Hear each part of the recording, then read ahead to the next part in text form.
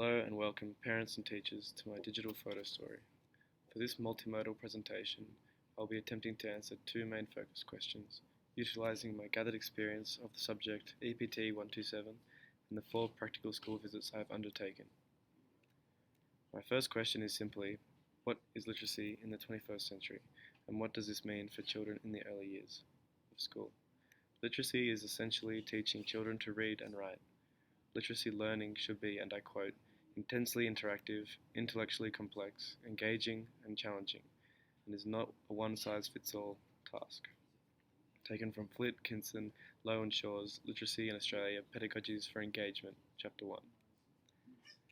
To obtain an understanding of how the teaching of reading and writing is achieved, one must acknowledge the 6 guiding principles of the 21st century. These principles present a broad perspective of literacy development. They're taken from Flint, Kitson, Lowe's and Shaw's Literacy in Australia, Pedagogies for Engagement. Principle 1. Literacy practices are socially and culturally constructed, focusing on relationships that can be established. According to Literacy in Australia, Pedagogies for Engagement, anytime people are engaged in reading and writing events, they are constructing social relationships with others, taken from page 12, meaning the key idea is that literacy and learning is a socially driven activity. Principle 2. Literacy practices are purposeful. In everyday life, we use literacy from entertainment to simple participation in communication. Literacy is an essential life skill. Classroom activities could involve everyday activities to replicate future life literacy practices. For example, instant messaging or even understanding the terms and words we use to describe the weather. Principle 3. Literacy practices contain ideologies and values, broken into 2 models from Bryan Street, the ideological model and the autonomous model. The first one, the ideological model, suggests that literacy is intertwined with everyday life, such as worldviews, culture, and the ability to converse on a deeper level, whereas the autonomous model suggests the opposite, that literacy is culture and context-free. Personally, I find myself aligning more directly with the ideological model. Principle 4. Literacy practices are learned through inquiry. Approaching literacy with the intention of inquiry is to look not for one answer, but to seek multiple resolutions and further question.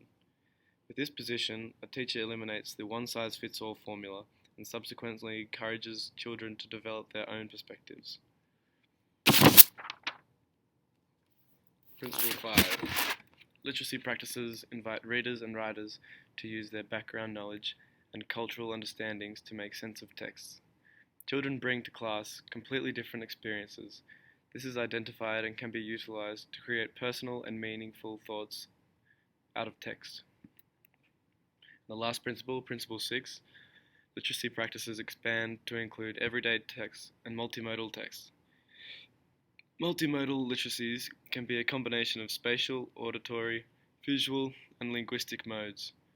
Children are constantly exposed to these without intention or accord, through TV, video games, phones, even Pokemon cards. The list is endless.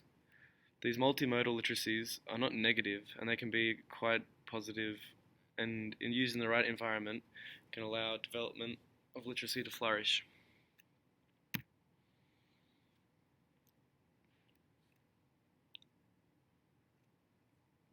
In the classroom, as we teach literacy, the implementation of writing is extremely essential. In the image shown, the children are to fill in each box with a noun that starts with each letter. As example, F for fish, M for mum. This exercise focuses on the phonics of the word and promotes children to use their own experiences because they're choosing their own words to put in. Often in literacy, meanings are both unique and objective. Children can make meaning from multiple mediums, such as drawing and sketching. When free drawing, a child will know exactly what they're drawing, but outsiders could lose meaning.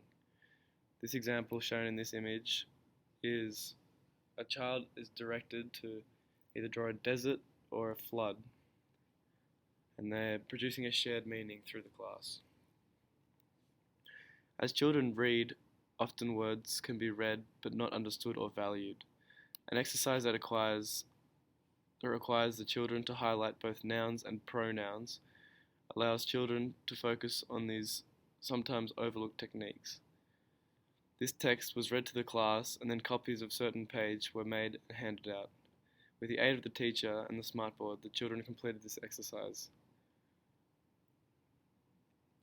Another exercise used in reading is one where the children read through a book and form one sentence, like recapping the entire story. They then are asked to write that down on a piece of paper and cut it out. They then get it jumbled up and have to paste it back into their book to form the structure.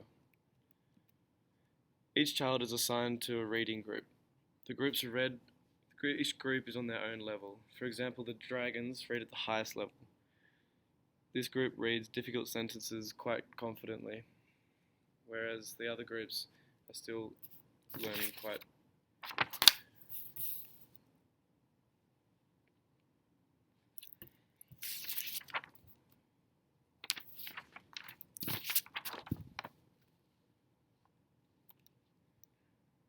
From Principle 2 of 6 guiding principles, literacy practices are purposeful. This is shown after teaching the children the correct terminology of the weather. For this example, the rain. We can implement the information into something tangible, such as a Ziploc bag filled with water and food dye to represent the water cycle. As reading relies heavily on listening skills, our classroom has listening rules. In alliterative words, the rules read legs, lap, lips, look, and listen. Both easy to say and remember. The use of the smartboard is extremely prevalent, relied on for simple tasks such as reading to roll to interactive learning in a story.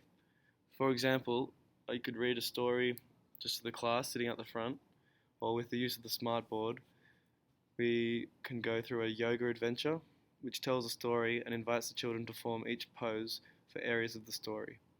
These approaches suit the age of the child due to their welcoming layout and encouraging visual stimuli.